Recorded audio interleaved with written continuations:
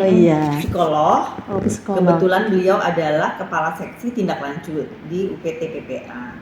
Jadi karena tadi mobil nanya ke saya tentang bullying, makanya saya ajak beliau. Karena untuk penanganan kan ada di mereka.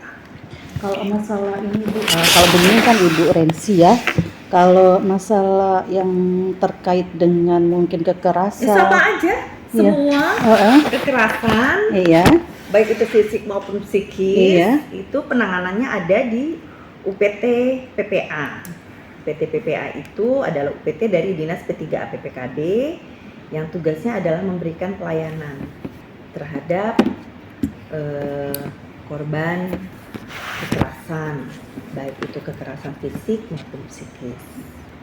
Jadi kekerasan tuh jarang ya hanya fisik ya Bu Rensi. Jadi psikis itu bisa verbal, bisa non verbal pun bisa ya, melalui misalnya apa Bu Rensi, tulisan atau cara kita melihat orang, melecehkan, mengabaikan. Nah itu semua termasuk dalam kekerasan yang kalau fisik diobatin lebih cepat sembuh. Kalau psikis itu malah traumatik akibat kekerasan psikis, itu pemulihannya tergantung dari masing-masing orang bagaimana caranya bisa mengendalikan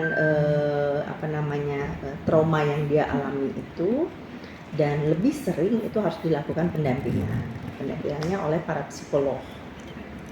Ya. Sebuah perundungan atau kekerasan itu bisa ditindaklanjuti ketika korban sudah merasa keberatan atau baru sekali saja sudah bisa dilaporkan tindakannya, perhitungannya. Ya nanti dilengkapi sama Bu Rensi ya soal ininya. Jadi gini, biasanya kita baru tahu bahwa ada terjadi sesuatu kan setelah kita mendapatkan laporan. Ya.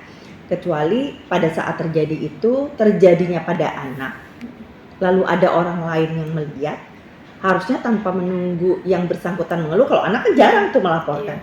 Seseorang itu harus melapor ya yang jadi saksi itu, karena kalau anak itu menjadi haknya untuk dilindungi. Makanya kalau anak ada yang disebut pemenuhan hak, ada yang disebut perlindungan. Berbeda dengan orang dewasa. Kalau orang dewasa dia melaporkan perempuan nih, karena kami kan lebih fokus ke perempuan ya. Perempuan, kecuali kalau anak laki perempuan kami menjadi perhatian kami, sebut anak 0 sampai 18 tahun ya. Itu pada saat dia melaporkan ya biasanya akan dilakukan assessment yang dilakukan oleh para psikolog ke korban, baru nanti akan dieksplor, mencari tahu penyebabnya apa. Karena kadang-kadang ada juga yang terjadi nih sebuah kasus, misalnya kasus seolah-olah seorang anak melawan terhadap gurunya misalnya. Ternyata begitu dieksplor ke belakang, pemicu awal adalah dia korban bullying di zaman yang lalu pada saat dia anak-anak. Itu kan bisa terjadi. Gitu. Jadi kalau sudah terjadi gitu ya kita harus tentunya lihat dulu apakah ini memang sudah masuk di dalam yang harus sampai ke ranah hukum. Kalau memang bisa untuk dimediasi, kemudian kita juga bisa memberikan pendampingan baik terhadap korban maupun pelaku bullyingnya, kan ada mediasinya ya, itu tidak harus sampai ke ranah hukum gitu. Bisa diomongin masih ya Bu ya? Ya harusnya begitu, tapi memang itu tidak semudah orang lain melihat. Sudah pendampingan apa sih? Nah pendampingan untuk kasus-kasus gitu tuh harus pendampingan yang dilakukan oleh seorang ahlinya, yaitu psikolog, karena mereka akan mempunyai metode-metode khusus untuk pendekatan, assessment dulu ya, baru pendekatan terhadap pendampingannya. Apakah yang bersangkutan bisa menerima assessment dengan didampingi ada orang lain? Ada juga yang nggak bisa ya, orang lain itu akan bikin dia tambah traumatik. Misalnya nih anak-anak sekolah mendapat bullying dari orang tua di sekolah, dalam arti guru misalnya aja. Mungkin kalau ada guru lain di situ dia malah jadi takut. Mungkin dia harus sendiri misalnya. Jadi kalau anak-anak sih tidak harus menunggu laporan dari anaknya ya. Orang lain yang merasa ini perlakuannya termasuk dalam perundungan, dalam bullying. Bullying kan macam-macam juga ya, Bu Rensi ya. Jangankan di sekolah, di dalam keluarga pun bisa loh terjadi perundungan antara sesama kakak adik, orang tua terhadap anak, karena anak-anak ada yang pintar, ada yang enggak, lalu selalu bully itu dibanding-bandingkan itu sangat berpengaruh terhadap psikologi dia. Terus Bu, sebenarnya apa sih sebab atau latar belakang seseorang itu bisa menjadi pelaku bullying? Nah, mungkin selain Bu Rensi mungkin ada sakit balas ini. dendam atau gimana gitu Bu, Iya, yang diketahui selama ini. latar belakang seorang menjadi pelaku ya. Sebenarnya kalau latar belakang tuh banyak ya, variatif, tergantung ininya ya.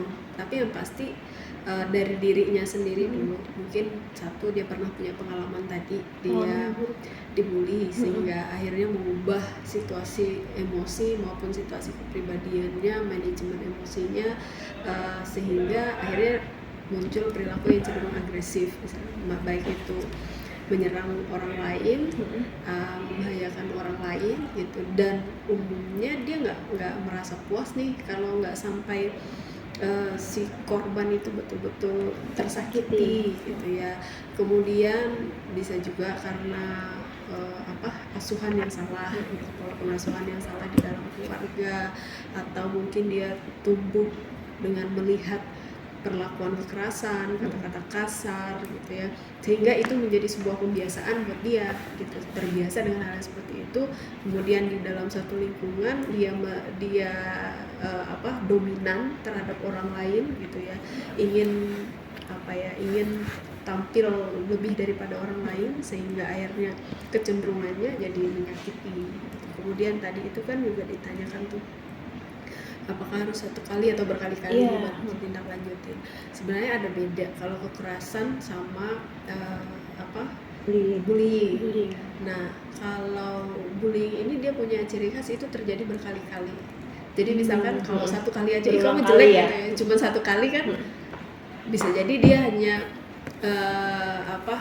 tidak sengaja atau tapi bullying itu ciri khasnya itu terjadi berkali-kali sehingga akhirnya berdampak secara psikologis bagi seseorang gitu. Ciri khasnya begitu, sehingga berdampak kepada dia.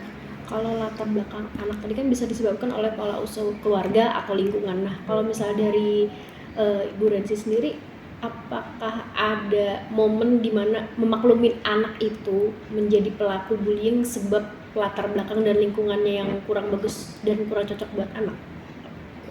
Kalau pemakluman sebenarnya nggak ada bisa ya, karena sebenarnya orang tua itu bisa berubah gitu dalam hal pengasuhan. Hanya saja orang tua ini menyadari atau tidak bahwa pengasuhan itu salah, karena kondisi rumah tangga itu kan kompleks ya. Bisa jadi si istri yang ingin baik, suami yang, atau sebaliknya gitu, atau mungkin dua-duanya, atau mungkin permasalahan yang kompleks tadi, permasalahan di pekerjaan dibawa ke rumah, atau sebaliknya, itu juga akhirnya mempengaruhi pola asuh gitu. Nah, contoh misalkan kasus kami gitu, di sekolah anak ini melakukan perundungan terhadap temannya. Orang tua mendapat laporan dari guru, akhirnya dari guru mengenai perilaku anaknya. Orang tuanya merasa bahwa kok anak saya nggak kayak gitu, anak saya di rumah baik, penurut, taat dan lain sebagainya gitu. Tapi nggak mungkin anak saya begitu. Ternyata setelah kita asesmen, di rumah anak ini memang bukan anak yang ngelawan. Kalau dinasehatin diem aja, iya aja. Karena orang tuanya begitu dia bersuara, orang tuanya jadi dominan, entah langsung mengatur, entah nada suaranya tinggi, entah orang tuanya langsung membentak, entah orang tuanya langsung main tangan, sehingga akhirnya dia nggak ngelawan. Jadi persepsi orang tuanya dia anak baik, penurut, nggak mungkin di sekolah begitu gitu. Nah, permasalahannya kan itu tadi, apakah ada permakluman? Sebenarnya ketika orang tua disampaikan kenapa anaknya berperilaku demikian, oh ternyata dari pola asuh yang di rumah nih sumbernya kenapa anaknya bisa seperti itu, sehingga dia di rumah dia nggak bisa, dia menunjukkan dirinya di sekolah terhadap teman-temannya yang bisa dia yang dominan, seperti dia posisi orang tuanya di sekolah gitu. Nah, ada orang tua yang mau dikoreksi, ada juga orang tua yang ngerasa bahwa enggak ada yang salah, buktinya anak kami baik aja di rumah gitu. Nah, itu kan kembali lagi kepada orang tua ini gitu, siap atau tidak untuk menerima masukan dalam hal pengasuhannya.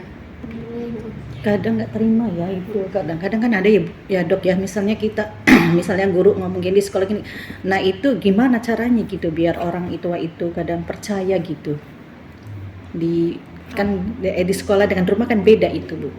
Atau orang tua selama ini ngerasa yang penting anaknya baik dan nurut sama saya gitu, Iya. makanya sulit dikoreksi atau gimana, Bu?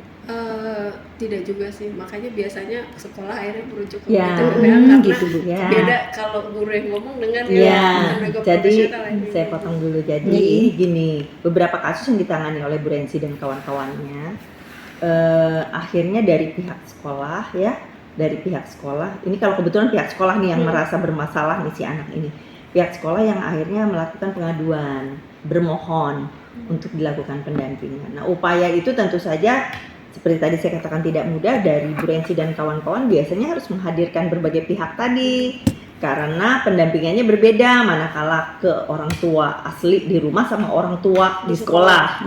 Karena guru itu kan sudah menjadi orang tua kedua ya. Oleh karena itu pengasuhan awal itu sangat mempengaruhi ya Bu Rensi. Tapi manakala dia sudah sekolah, maka orang tua di sekolah itu juga berperan. Karena bisa saja justru terjadinya di sekolah awalnya. Misalnya seperti tadi Bu Rensi katakan di awal, ada pengabaian ke dia, itu bisa. Maka yang dia lampiaskan bukan ke gurunya tapi ke temannya. Misalnya kan ada kesempatan, apalagi misalnya anaknya berbadan lebih besar. Iya. Atau dia anak siapa gitu yang mempunyai menurut dia lebih memiliki power. Nah, itu jadi biasanya begitu sudah yang pertanyaan tadi Ibu Rensi itu biasanya dan teman-temannya, karena Bu Rensi di sini kepala seksi tindak lanjut, dia punya staff, di situ ada psikolog lainnya yang mana mereka biasanya tim itu nanti akan melakukan assessment terhadap berbagai pihak tadi, terhadap anak itu, terhadap guru, terhadap orang tua, bahkan kami juga kerjasama dengan pihak Disdik. Kalau di Kalteng sini kami kerjasama juga dengan pihak Disdik, karena kalau sudah merujuk ke lembaga pendidikannya kami tidak punya wewenang apa-apa. Jadi biasanya akhirnya kami melalui Disdik juga punya pendekatan tersendiri. Dan kebetulan Disdik itu juga ada psikolog pendidikan ya, Bu Rensi ada psikolog pendidikan, tapi memang berbeda spesifikasinya beda ya. Kalau yang seperti Bu Rensi dan kawan-kawan kan psikolog klinis, yang kebetulan juga beliau satu-satunya psikolog klinis yang mempunyai sertifikat forensik di Kalteng. Jadi untuk kasus-kasus yang memerlukan psikolog forensik, biasanya walaupun Bu Rensi ada di UPT PPA, beliau juga dimintain gitu. Berarti lewat Bu Rensi juga lewat forensiknya ya, Bu ya? Untuk yang psikologi, Iya. bukan dokter spesialis forensik ya. Iya betul. Psikologi dalam ranah Iya. Psikolog dan ranah Hukum. Jadi kalau misalnya sampai ke pengadilan dan untuk berbagai kasus ya, Iya. dan pengadilan memerlukan saksi ahli, maka psikolog kami Bu Rensi biasanya bisa menjadi saksi ahli, tentunya di bawah sumpah ya, boleh. Di hal-hal yang tidak boleh disampaikan ke publik, seperti misalnya nih teman-teman media menanyakan sesuatu yang sebenarnya itu masuk dalam data yang dikecualikan, nanyain nama, nanyain apa, kami nggak boleh. Jadi rahasia, ada kode etiknya gitu. Ya. Terus Bu, selama pendampingan dari Dinas dan UPT PPA ini, selain dampak yang terjadi oleh korban, ada nggak pelaku juga merasakan dampak setelah dia melakukan bullying gitu loh? Apakah yang dia rasakan ada sedihnya juga atau nggak ada empati sama sekali? Sudah pasti ada. Oleh karena itu tadi saya sampaikan bahwa berbagai pihak perlu dilakukan assessment dan juga perlu dilakukan pendampingan. Hanya saya perlu sedikit koreksi ya. Jadi pendampingan bukan dilakukan oleh dinas. Dinas ini dia lebih ke usaha sosialisasi, promotif, preventif. Tapi kalau di UPT itu sudah masuk dalam pelayanan. Jadi pendampingannya dilakukannya oleh pihak UPT. UPT ini adalah UPT-nya dinas. Gitu ya. Jadi mereka melakukan pelayanan ya. Khusus pelayanan. Kalau sudah ada kasus. Kalau Sudah ada dinas kasus. belum ada kasus. Kalau di dinas baru upaya promosi. Kami mempromosikan untuk mencegah kekerasan bagaimana itu dinas. Seperti sosialisasi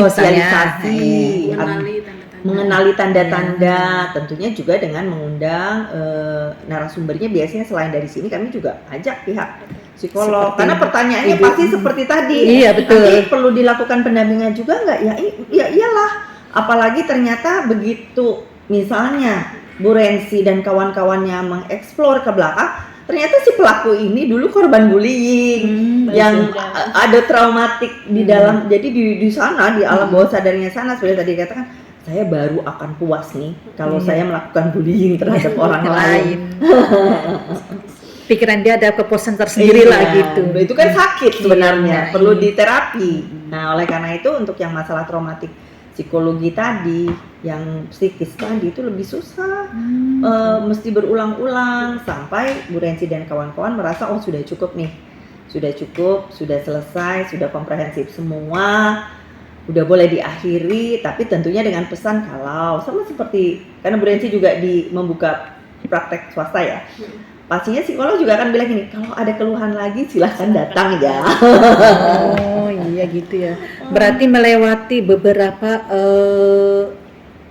pemeriksaan gitu Ya, ya. itu assessmentnya. Hmm. Itu yang assessment itu yang perlu diketahui juga ya. Jadi kalau misalnya ada satu kasus kekerasan, itu sebenarnya bukannya berarti semua pihak yang merasa punya kepentingan juga berbondong-bondong datang memberikan perhatian, karena tidak semua kasus itu si korban bisa menerima kondisi begitu.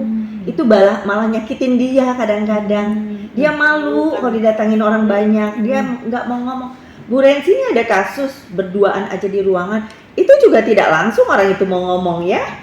Dia harus melakukan pendekatan. Dia lihat dulu gerak-geriknya orang ini, mau nggak mau nggak ngomong. Ada satu kasus tuh karena di kabupaten sebenarnya punya UPT. Jadi semua kabupaten wajib memiliki UPT. Kita masih ada sisa 3 yang dalam proses ya. Dalam proses mudah-mudahan tahun ini harus selesai semua. Itu kadang kan karena mereka meminta dukungan dari provinsi, maka saya tugaskan Ibu Rensi ke sana. Bu Rensi itu udah datang, tapi datang pertama itu orang itu nggak mau ngomong. Masih mau Berjam-jam kenalan dulu. kemudian baru anak itu bangun ngomong sama Bu Rensi. Padahal itu remaja dan Bu Rensi itu ngomong sendiri aja di sebuah ruangan aja. Itu nggak langsung. Orang begitu kadang-kadang juga selain ini juga curiga ya. Iya. Ada kecurigaannya. Trust Gitu. issue. Iya. Gitu. Jadi harus bisa mengambil hatinya dulu. Betul. Lihat dulu kondisinya. Iya, Nyaman. moodnya itu gimana gitu ya Bu. Kalau moodnya dilihat ini kita baru Iya, dan untuk tahu sampai dengan cerita masa lalu itu kan tidak mudah. betul Dok. Dia harus percaya dulu Mm. sama terapisnya. Dia mau ngomong, tapi teknik-teknik itu tentunya ada di seorang psikolog. Iya, yang punya Iya. taktiknya beliau. Terus Bu, kan saya ada wawancara anak-anak di sekolah, ya usia SMA. Ada satu yang saya temui, dia itu jadi korban bullying mulai dari SD sampai sekarang. Dari verbal juga ada, fisiknya juga ada. Pun sampai sekarang saya tanya terakhir kemarin masih mendapatkan bullying verbal, walaupun sekarang dia sudah bisa nerima dan merasa bodoh amat. Nanti ketika puncaknya anak itu sudah tidak tahan lagi, apakah bahaya Bu buat korban bullying ini gitu? Kan dia menahan dalam hati kayak udahlah nggak apa, sabar aja gitu, diabaikan. Kan dia secara nggak langsung mengabaikan ya Bu, tapi bullying verbal dari teman-temannya ini nggak hilang, tetap terus ada. Ketika si anak mencoba buat negur, bercanda aja gitu. Jadi Ya. berlindung di balik candaan gitu. Ya, jadi gini, kadang-kadang cara seseorang menerima perlakuan orang lain kan berbeda-beda. Ya. Sama seperti cara seseorang mengelola stresnya itu juga berbeda-beda. Ada yang kemampuannya tinggi sekali, sudah ditekan berbagai pihak dia tetap enjoy aja. Tapi ada orang yang cuma disentil sedikit aja dia langsung stres. Saya pikir bahwa anak itu harusnya diajak untuk konsultasi, tidak dibiarkan. Karena ada 2 kemungkinan ya, apakah memang benar dia itu dibully oleh berbagai pihak, ataukah dirinya yang hipersensitif, merasa orang lain saya ini selalu dijelekin ya, saya ini selalu disalahin ya. Sudah duluan gitu, kan ada yang gitu. Padahal itu semua akan mengurangi kemampuan dia berbagai hal ya, termasuk kecerdasan dia pun akan berkurang. Karena dia nggak bisa konsentrasi, dia bingung sama omongan orang saja, dia bingung sama orang ini ngelihat saya. Apa-apa dia jadi paranoid ya. Nah, paranoid itu juga sebenarnya salah satu dari gangguan kejiwaan. Tapi apakah ini sudah sampai gangguan kejiwaan atau belum, karena menyangkut masalah psikologi. Kalau menyangkut gangguan kejiwaan, maka yang berperan nanti selain psikolog juga adalah spesialis jiwa. Karena kalau sudah ke spesialis jiwa itu ke ranah yang disebut patologis, penyakit gitu. Nah, kalau misalnya Mbak tadi tahu anak ini, bisa diajak ngomong, nggak ada salahnya disuruh konsultasi. Karena ke psikolog itu bukan berarti kita sakit jiwa. Iya. Saya tiba-tiba merasa sedih nggak jelas. Saya bisa ngobrol, nanti kok saya gini ya, misalnya. Atau kok saya keinginan saya, semangat saya kerja nih tiba-tiba aja jadi kurang ya, padahal biasanya saya energik banget misalnya. Itu bisa kita nanti, dia akan dengan kemampuannya dia akan ternyata ada sesuatu di balik itu, misalnya aja ternyata sebagai orang tua saya terlalu mikirin anak saya yang jauh, terlalu khawatir, paranoid tadi, takut anak saya ini, takut anak saya sakit, takut anak saya tiba-tiba mungkin mendapat kesulitan di kantornya dan lain-lain, yang harusnya tidak boleh sampai sejauh itu saya berpikirnya. Kalau kita berpikir positif kan, satu yang kita lakukan adalah berdoa. Lalu kita yakin bahwa doa itu bisa melindungi anak kita, ngapain kita mau khawatir berlebihan? Terlalu paranoid bener. Kekhawatiran berlebihan tadi juga bisa. Jadi kalau contoh kayak anak tadi, kalau ternyata pengakuan dia, karena kalau pengakuan dia begitu, berarti dia merasa ada sesuatu yang tidak nyaman ya, yang selalu merongrong dia. Nah, cobalah untuk konsultasi ke ahlinya. Mungkin ya, kalau misalnya dia bisa ngomong sama orang tuanya lewat orang tuanya, karena jarang ada anak-anak SMA datang sendiri ya, Bu Rensi, yang membawa kalau nggak orang tua, guru. Jadi kalau masalah bullying sebenarnya yang diterima oleh kami itu berat-berat, bukan hanya seperti begitu. Bullyingnya tuh udah sampai akhirnya merambat kemana-mana, bahkan hal yang tidak terduga muncul dari kasus-kasus bullying itu, yang akhirnya merembet ke masalah kekerasan betulan, kekerasan fisik dan lain-lain. Itu yang mengapa perlu ada UPT PPA itu, karena kasus-kasus begitu tuh nggak bisa diabaikan. Nah, apalagi kita sekarang sudah memiliki dasar hukum ya, ada undang-undang TPKS, undang-undang tindak pidana kekerasan seksual, yang saat ini mulai tahun lalu ya, kalau nggak salah sebenarnya penandatangannya tahun 2022, tapi masih ada peraturan menteri yang harus, peraturan lain yang harus mengikuti, sehingga ini sekarang resmi untuk diberlakukan. Tapi setiap institusi yang berkaitan langsung, misalnya kami atau pihak kepolisian, pihak hukum HAM atau kejaksaan dan lain-lain, kita semua udah tahu tentang undang-undang TPKS. Itu undang-undang TPKS itu mengatur banyak hal ya, termasuk di situ misalnya bullying yang berkaitan dengan seksual ya. Kan perempuan itu rentan untuk menjadi korban. Tuh makanya kalau dia tanya, kok pemberdayaan perempuan, emangnya laki-laki laki-laki itu juga bisa, pernah juga datang ke mereka, tapi kan persentasenya kecil. Yang sering menjadi korban itu adalah perempuan dan anak. Betul. Jadi bapaknya kok nggak ada? Iya. Saya kalau lagi kumpul-kumpul semua, jangankan kumpul-kumpul semua. Saya lagi diuji untuk yang kemarin PKM. Ya, yang kemarin. Penguji itu nanya, kenapa adanya pemberdayaan perempuan, tidak ada pemberdayaan laki-laki? Kok kekerasan itu dianggap hanya perempuan? Apakah laki-laki dianggap tidak pernah jadi korban kekerasan? Ada, saya bilang di kami juga ada kok datanya, tapi kecil. Berapa Rensi? Berapa persen? Paling hanya sekitar dari 10 belum tentu ada. Dari 10 belum tentu ada berapa? 1% ya. paling ya Bu ya. Dan kalau nggak salah juga kasus itu tahun kemarinnya ya, yang ada pernah melaporkan kan. Bapak-bapak lucu banget. Kalau untuk perempuannya berapa persen Bu? Kira-kira yang sudah melapor mungkin? Terakhir itu saya ada dapat data juga yang kekerasan. Cuma itu yang tahun kemarin, apakah Tahun masih ini berlaku atau Ada tahun 2023 ada, iya masih. Iya. Jadi data itu ada di data Simfoni. Waktu itu saya bilang kan data Simfoni kebetulan pengelolanya salah satunya Ibu Rensi. Ya, data itu. Jadi gini, orang pasti bertanya, Dinas Pemberdayaan Perempuan melakukan sosialisasi, melakukan advokasi, kenapa kasusnya tetap ada? Nah, sekarang ini kita ada di era, di masa berusaha mencairkan fenomena gunung es tadi. Iya, betul. Kan ini fenomena gunung es nih, Betul. yang muncul di permukaan sedikit, di bawahnya banyak. Melalui UPT PPA dan juga Dinas I3 PPKB, kami punya website, kami punya hotline, melalui WA biasa pun bisa. Itu orang-orang akan jadi lebih bebas untuk melapor. Kalau dulu kan malu datang cukup malu. Sekarang melalui WA kan nggak ketahuan. Melalui email ya nggak ketahuan, dan kami merahasiakan siapa pelapornya, sehingga orang semakin banyak melapor, kasusnya pun yang tercatat jadi lebih banyak. Jadi bukannya berarti usahanya kami itu sia-sia, bukan. Kita malah bisa menjangkau nih sekarang banyak pelapor. Itu pun masih banyak juga yang belum berani melapornya, nanti dia orang yang melihat memasukkan di Facebook atau Jadi di konten mana. dulu. Jadi konten dulu, heboh dulu, viral dulu. Jujur ya dok, kemarin itu rumah saya keletan 2 rumah. Saya dengar kan pas pulang dinas ya, jam 2:30 saya pulang.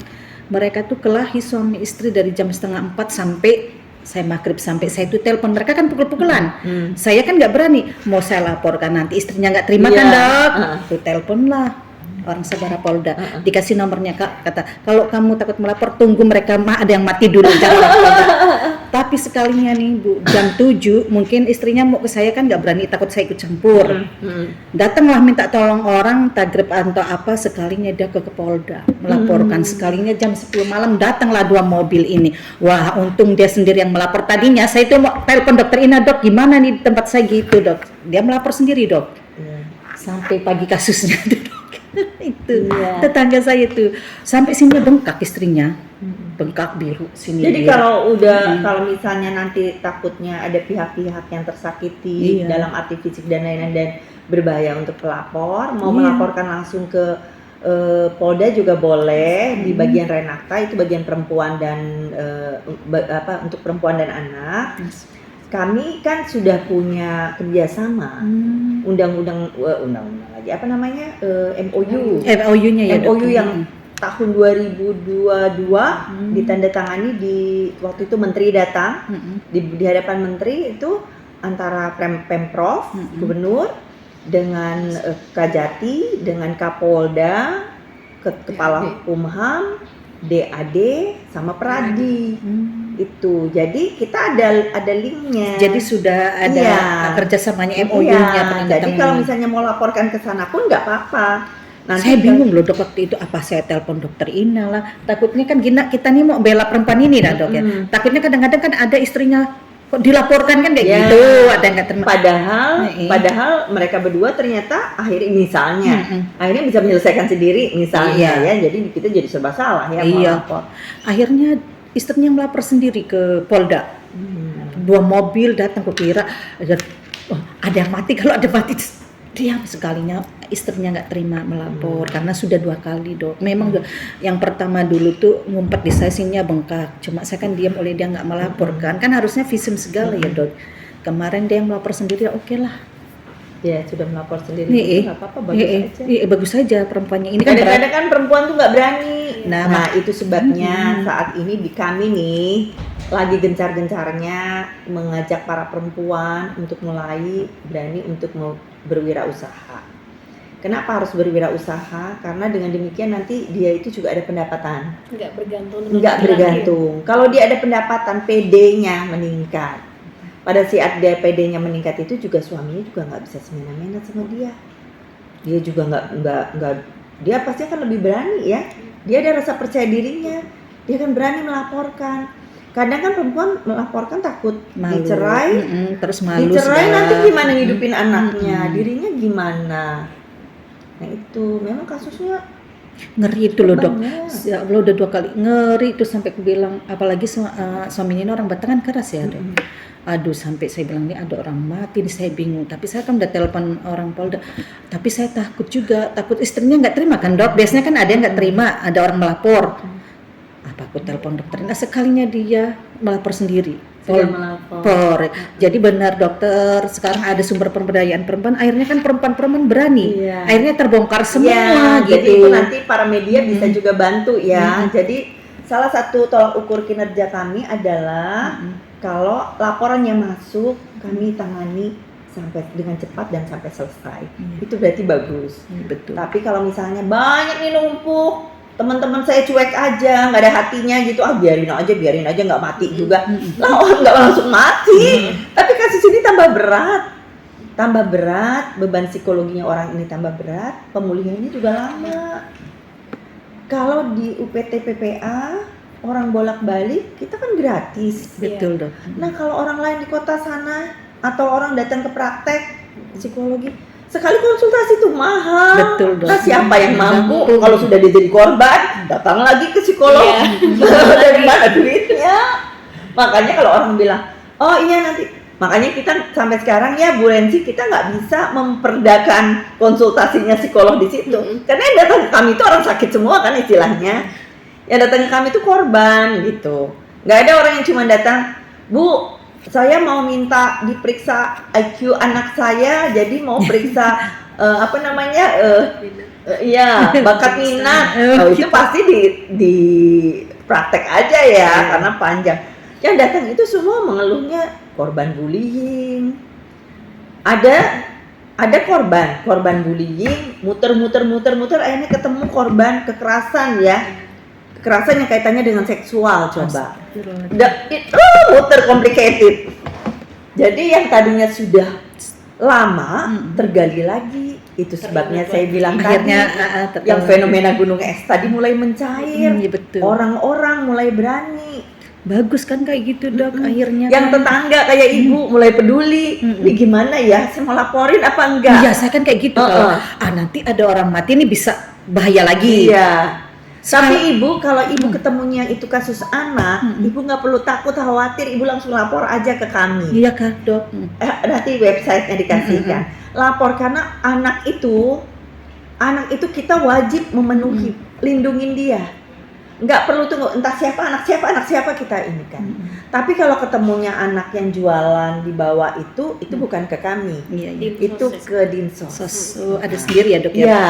Jadi kalau yang di kayak misalnya Ya kan ada tuh anak-anak di bawah dipekerjakan. Iya dipekerjakan itu berarti diajak untuk berjualan atau bukan apa? diajak untuk minta-minta. Oh iya. Dieksploitasi. Kan ada tuh yang badut. Badut itu kan sebenarnya sama seperti peminta-minta. Iya. Cuman karena ditutupin sama pakaian badutnya aja. Dibawa anak, orang kasihan sama anaknya, bukan kasihan sama dia. Betul, diajak panas-panasan hujan kan itu dok. Dan belum tentu anaknya lagi. Iya. Jangan-jangan Berarti mereka itu ada- ke Dinsos. Ke Dinsos. Kalau Iya. kekerasannya kayak gitu berarti ke Iya. dokter Ina. Bener dok, kayak kemarin saya takut apa aku ini perlu dokter Ina lah, sekalinya istrinya sudah melapor, alhamdulillah kan. Iya. Ya, berarti sudah berani kan. Iya. Ininya dok, sininya, ininya biru iya. Ya, itu yang kelihatan. Iya. Bisa lagi. Hatinya mungkin lebih sakit Iya. lagi dok, astaga. Sampai saya bingung nih ada orang bunuh-bunuhan Iya, dalam hati gitu, itu. ngeri kita. Takut saya ngeri. Gitu. Tapi untungnya pintar istrinya langsung. Dan ada peluang. Iya. Kalau istrinya tuh dia dikurung sama dia, kayak Iya. apa? Nggak ada yang bisa ini kan. Makanya itu kadang-kadang kan dikurung, iya betul dok. Saya ini mau melapor kemana kan kayak gitu istrinya gitu. Atau kalau Rame, ibu dua khawatir, mobil. ibu lapor aja dulu ke kelurahan setempat. Iya akhirnya saya ke RT-nya datang. Iya. Terus langsung datengin aku. Ini dari jam sana tadi Pak, aku nih takut untung oleh istrinya ini saya telepon Bapak. Iya RT-nya, RW-nya, Kamtipmasnya. Akhirnya datang semua di situ. Tapi kayak gitu tuh lama kasusnya ya Bu ya itu. Nanti harus dicari tahu lagi. Mereka harus cari tahu lagi dan ini nanti jam 3 Bu Fauziah, makanya saya tahan dulu Bu Fauziah dari Renakta ya. Renakta ya dia ya. Dari Polda mau koordinasi sama kami. Macam-macam sih anunya kasusnya. Tapi itu gimana ya dok, anaknya itu yang kecil 5 tahun itulah sampai tolong gitu loh Bu, ada anak kecil apa kejiwaannya nggak terganggu ya? Terganggu. Makanya saya bilang gitu, kasihan Itu anaknya. berdampak. Dia tuh bisa berpikir Ketakutan sampai anaknya dibawa polisi ini kan suruh ikut ibunya naik kata polisi. Mama aku takut mama, terus digendongnya sama polisi itu berarti kejiwaannya kan iya. terganggu ya. Jadi kalau ada yang kayak Kalau pendampingan harus sampai anaknya harus dilakukan pendampingan. Iya, makanya kemarin dibawa juga anaknya itu dengan mobil polisi, 2 mobil itu. Aku bilang untung istrinya mau melapor, jikanya enggak. Kalau didiemin kayak gitu kan nggak bisa. Kalau udah 2 kali loh Bu. Pertama sininya, yang ini nih sininya biru, terus bilang anakku, katanya bun mukanya babak belur. Sambil minum. Iya, kasihan kan kayak gitu kalau dok Itu ada kue Natal. sakit yang di luar itu nggak sama Kalau sakit yang di si dalam. kemarin ke saya, Iya. si Mbak Ayu nggak ke saya, jadi nggak Iya. dapat. Saya sampai tahulah dok, sampai mau maghrib ikutin mereka. Ya itu. Mm-mm. Tapi lumayan Pak, ini akhirnya jalan-jalan kan istri nggak di sini. Iya. Pak Edi. Ya. Terus belum nyampe rumah Bu Anita sama Pak Agustan ke saya, Pak Mbak tolong kirim foto. Dalam hatiku nih, aku nih belum nyampe rumah, belum langsung kirim foto-fotonya Tina dok. Oh ya, sorenya Pak Agus datang. Oh, Pak Agus Sama- Diskominfo. Iya, sama istri. Jadi dia itu baru tahu diajak jalan itu dia udah perjalanan keluar kota. Terus dia balik kan istrinya kan di ini. Istrinya kan Kasubag TU-nya di UPT. OPT PPA. Iya. Kemarin itu kan disediakan mobil dinas 3 bis. Sekalinya kepala dinas yang lain mungkin oleh mendadak kalau dok bilang dok pergi.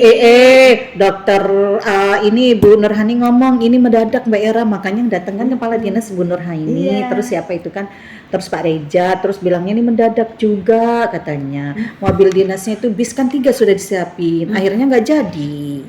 Kata mereka gini, kata Pak Edi, Mbak Era kada usah ikut bis, bisa aja Pak Edi saya pakai motor, nggak ikut mobil kami aja ini, enggak lah saya bukan pejabat, jar Bu Anita sama Bu Nurhani, nanti kehujanan kami sudah biasa kehujanan kepanasan, oh yaudah dipaksa mereka, enggak aku bisa-bisa aku nih nyampe gubernur nanti ditahannya lagi, aku malas kayak gitu kan dok, langsung habis yang terakhir di Pak Willy, terakhir di Pak Joni Harta, 10 tadinya itu kan cuma dokter, Pak Seharusnya yang Herson. pihak luarnya enggak.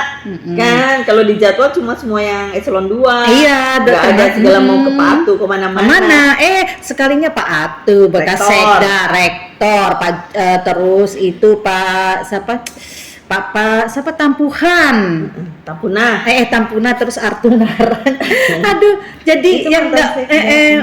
jadi 10 yang tadinya 5 kan cuma Dokter Ina, Pak Herson, Leonar, Pak Pak Joni Wen, Harta. Pak Joni Harta aja 5, terus yang ini masuk 5. Ya udahlah, aduh. Jadi saya ya udah lagi ikutin Bapak aja aku bilang. Ibu mau minta closing statement mungkin buat orang tua atau orang dewasa supaya bisa menciptakan lingkungan yang mungkin aman buat mereka dan buat anak-anaknya sendiri. Iya. Jadi pola asuh itu menjadi pola asuh ya di dalam keluarga itu sesuatu yang sangat penting. Karena anak-anak mendapatkan pendidikan awal itu dari orang tuanya. Jadi mulai dari dia kecil belum bisa ngomong, anak itu sudah diajarkan ya kasih sayang antara suami istri. Kalau misalnya ada orang tua yang lain dalam arti misalnya tante atau kakek nenek, nah semua itu harus menunjukkan kasih sayang tulus buat anaknya. Kemudian anak juga harus tetap diberikan kepercayaan untuk dia bisa juga nantinya bagaimana bersosialisasi dengan orang lain. Jadi kalau kita kemudian diberikan pujian juga kalau dia melakukan sesuatu yang menurut kita patut puji, nggak harus tunggu dia berprestasi.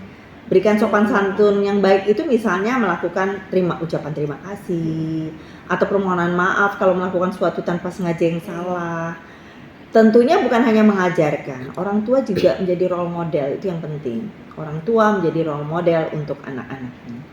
Nah, pada saat anak sudah memasuki usia sekolah, maka orang tuanya jadi 2 kan, di rumah dan di sekolah.